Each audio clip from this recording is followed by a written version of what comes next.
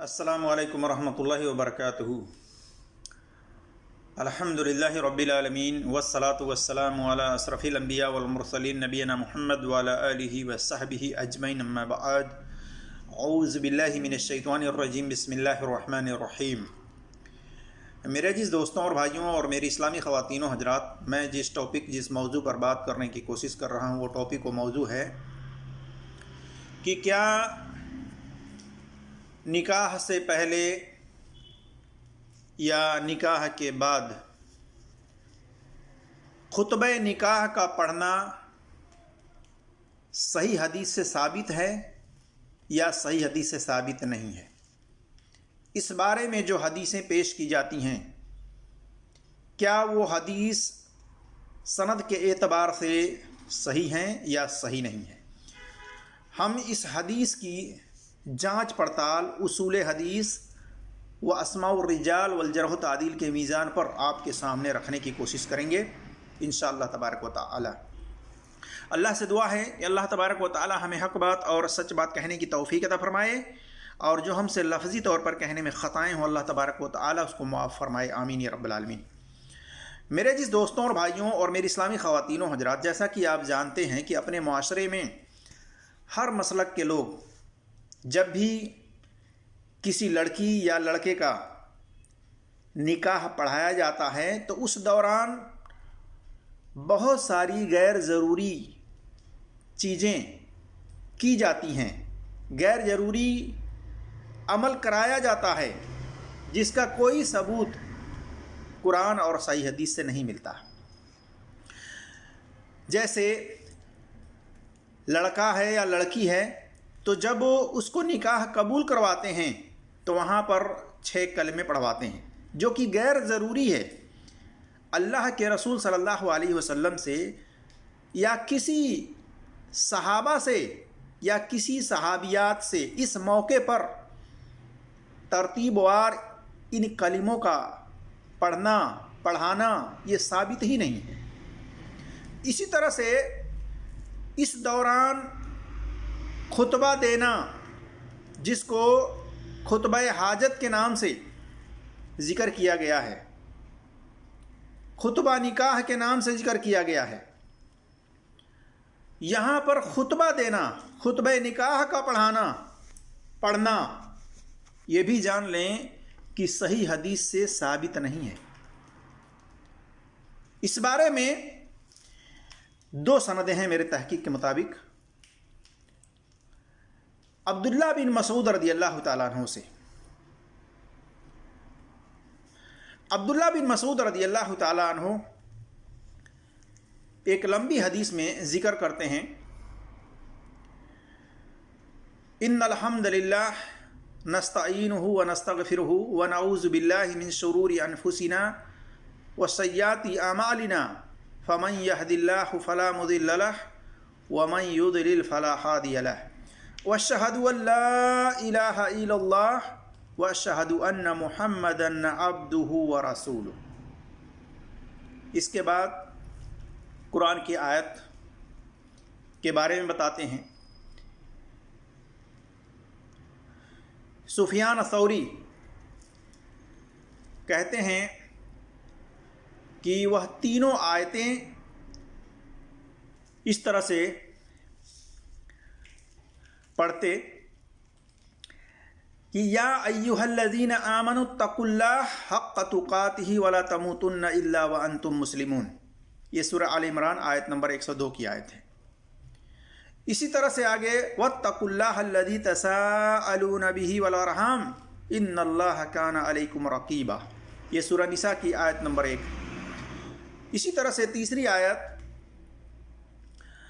या अय्युहल्लज़ीना आमनु तक़ुल्लाह वक़ूलू क़ौलन सदीदा। ये सूरह अल-अहज़ाब आयत नंबर 70 है। ये 3 आयतें खुतबा निकाह के अंदर पढ़ी जाती हैं।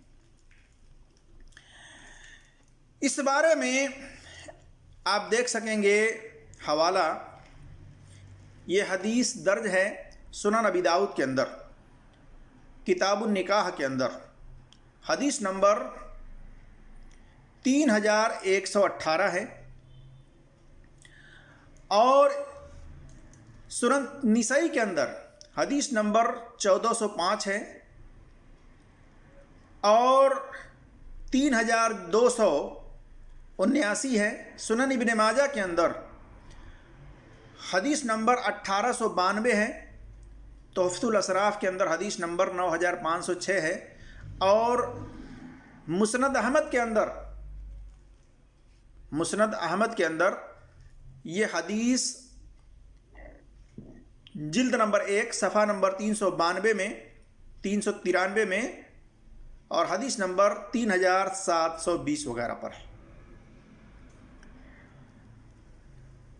اس حدیث کو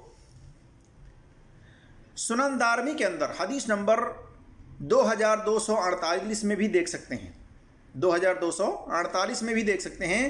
اس حدیث کو شیخ البانی رحمۃ اللہ علیہ نے صحیح لکھا ہے، صحیح کا حکم لگایا ہے، صحیح ابن ماجہ حدیث نمبر 1892 وغیرہ میں۔ لیکن شیخ البانی رحمۃ اللہ علیہ کا اس حدیث کی سند کو صحیح لکھنا یہ غیر معتبر ہے، صحیح نہیں ہے، کیونکہ ان حدیثوں کی سند کے اندر اصولی طور سے وہ علتیں موجود ہیں جن علتوں کو دور کیے بنا اس کو صحیح نہیں کہا جا سکتا، اور وہ ایسی علتیں ہیں کہ اس کو دور نہیں کیا جا سکتا جس کی بنا پر ان حدیثوں کی سند غیر معتبر ہیں، اعتبار کے لائق نہیں ہیں، صحیح نہیں ہیں۔ اور حافظ زبیر علی زئی رحمۃ اللہ علیہ ان حدیثوں کی تحقیق کرنے کے بعد سنن ترمذی، سنن ابی داؤد، جیسے سنن ترمذی حدیث نمبر 1105 ہے، سنن ابی داؤد حدیث نمبر 2118 ہے، سنن نسائی حدیث نمبر 1405 ہے، 3279 ہے، سنن ابن ماجہ حدیث نمبر 1892 اور سنن نسائی حدیث نمبر 1405، 3279 اور سنن ابن ماجہ حدیث نمبر 1892 وغیرہ کی تحقیق میں حافظ زبیر علی زئی رحمۃ اللہ علیہ نے بھی خلاصہ کیا ہے۔ انہوں نے بھی لکھا ہے کہ یہ جو حدیثیں ہیں ان حدیثوں کی سند ایک تو منقطع ہے کہ سند میں ابو عبیدہ عن ابی مسعود سے یہ روایت منقطع ہے، سند کٹی ہوئی ہے، متصل نہیں ہے، اور دوسری علت یہ ہے کہ اس کی سند کے اندر ابو اسحاق سبعی یہ مدلس ہیں اور روایت انہوں نے ان سے بیان کی ہے، سما کی صراحت کسی سند کے اندر نہیں کی ہے، اور دوسری ایک سند معلول ہے مسند احمد کے اندر جلد نمبر 1 صفحہ نمبر 393 میں لکھتے ہیں کہ یہ بھی سند غیر معتبر ہے۔ دیکھیے انوار صحیفہ حافظ زبیر علی زئی رحمۃ اللہ علیہ کی صفحہ نمبر 80 پر۔ اسی طرح سے مزید حافظ زبیر علی زئی رحمۃ اللہ علیہ لکھتے ہیں اس کی تحقیق میں فوائد اور مسائل کے تحت کہ سنن ابی داؤد کی جو حدیث ہے حدیث نمبر 2118 اور اسی طرح سے جو سنن ابی داؤد کے اندر سنن ترمذی کے اندر جو حدیث ہے 1105، سنن نسائی کے اندر حدیث ہے 1405 وغیرہ، لکھتے ہیں کہ خطبۃ الحاجہ کے نام سے خطبہ نکاح کا ذکر ہے جس میں 3 آیات کی تلاوت کا بھی ذکر ہے، سورہ نساء آیت نمبر 1، سورہ آل عمران آیت نمبر 102 اور سورہ الاحزاب آیت نمبر 70 سے 71 تک کا۔ اس خطبے کی کہتے ہیں کہ اس خطبے کی میری تحقیق میں 2 سندیں ہیں۔ پہلی سند شعبہ سے ہے، امام شعبہ سے ہے، اور امام شعبہ وغیرہ ان ابی اسحاق ان ابی عبیدہ ان عبداللہ بن مسعود رضی اللہ تعالیٰ عنہ سے۔ یہ سند کہتے ہیں کہ یہ سند منقطع ہے، کٹی ہوئی ہے، یہ متصل سند نہیں ہے۔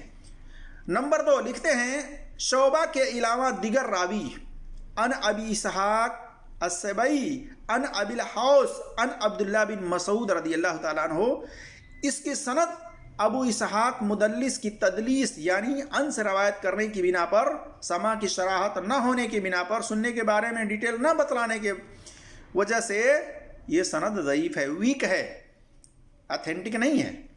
اور لکھتے ہیں کہ مسند احمد کے اندر جلد نمبر 1 صفحہ نمبر 393 میں حدیث نمبر 3721 میں امام شعبہ کی ابو اسحاق ان ابی الحوص کی سند سے ایک مبتور یعنی کٹی ہوئی بغیر مکمل سند و متن کے روایت ہے، لیکن اس میں ابو الحوص کے بعد کی سند کا ذکر ہی نہیں ہے، لہٰذا یہ روایت بھی منقطع ہے۔ اسی طرح سے آگے لکھتے ہیں کہ امام بہقی نے سنن کبریٰ بہقی جلد نمبر 7 صفحہ نمبر 146 نے صحیح سند کے ساتھ شعبہ سے روایت کیا ہے، ان ابی اسحاق ان ابی عبیدہ قال وارا ان ابی الحوص ان عبداللہ ابن مسعود رضی اللہ تعالیٰ عنہ ان نبی صلی اللہ علیہ وسلم۔ معلوم ہوا کہ یہ سند اراہ کی وجہ سے مسقوق ہے یعنی ضعیف ہے، اور رسول اللہ صلی اللہ علیہ وسلم سے سورہ نساء کی پہلی آیت اور سورہ حشر کی 18ویں آیت خطبے میں پڑھنا ثابت ہے۔ اصل مضمون کے لیے دیکھ سکتے ہیں ماہنامہ الحدیث شمارہ نمبر 75 صفحہ نمبر 17 اور اسی طرح سے علمی مقالات جلد نمبر 3 صفحہ نمبر 157 میں۔ تحقیق و علمی مقالات شیخ زبیر علی زئی کے اندر صفحہ نمبر 157 پر دیکھ سکتے ہیں۔ معلوم ہوا ان تحقیقوں سے کہ جو نکاح سے پہلے یا نکاح کے بعد نکاح کا خطبہ بیان کیا جاتا ہے، یہ خطبہ اس موقع پر نبی صلی اللہ علیہ وسلم سے پڑھنا یا صحابہ سے پڑھنا کسی بھی صحیح سند سے ثابت نہیں ہے، واللہ اعلم۔ لہذا خطبہ نکاح کو بالکل سمپل بنائیں، سادگی کے ساتھ ایجاب و قبول کروائیں۔ اس خطبے کا پڑھنا نکاح کے وقت صحیح سند سے صحیح حدیث ثابت نہیں ہے، لہذا اس کو پڑھنے سے بچیں، کیونکہ دین وہی ہے جو اللہ نے اپنے قرآن میں ذکر کیا ہے اور نبی صلی اللہ علیہ وسلم نے اپنے فرمان میں ذکر کیا ہے۔ اگر ان دو چیزوں میں نہیں ملتا جس کا ثبوت، تو پھر ہمیں دیکھا جائے گا صحابہ کے عمل سے۔ اگر صحابہ سے بھی یہ عمل نہیں ملتا ہے تو ہمیں اس چیز سے بچنا چاہیے، اس میں اپنی طرف سے اضافی بات نہیں کرنی چاہیے۔ تو میرا جس دوستوں اور بھائیوں اور میری اسلامی خواتین و حضرات، جیسا کہ میں نے آپ کے سامنے خلاصہ کیا کہ نکاح سے پہلے یا نکاح کے بعد خطبہ نکاح کا پڑھنا یہ آپ صلی اللہ علیہ وسلم سے باسند صحیح حدیث سے ثابت نہیں ہے۔ اللہ تبارک و تعالیٰ سے دعا ہے کہ اللہ تبارک و تعالیٰ ہم تمام مسلمانوں کو قرآن اور صحیح حدیث پر عمل کرنے کی توفیق عطا فرمائے، آمین یا رب العالمین۔ السلام علیکم ورحمۃ اللہ وبرکاتہ۔